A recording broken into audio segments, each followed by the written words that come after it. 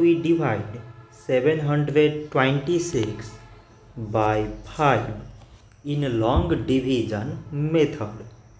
5 times 1 is 5. On subtracting we get 2. So again we put down this 2 and it is 22. 5 times 4 is 20. On subtracting we get 2. So again we put down this 6 and it is 26. 5 times 5 is 25. On subtracting we get 1. So again we have no any other number to put it down. So we take here decimal, so that we put 0.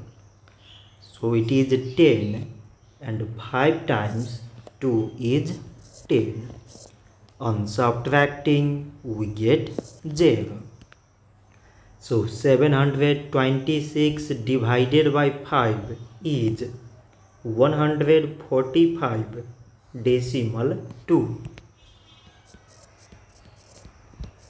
So this much for today and thanks for watching.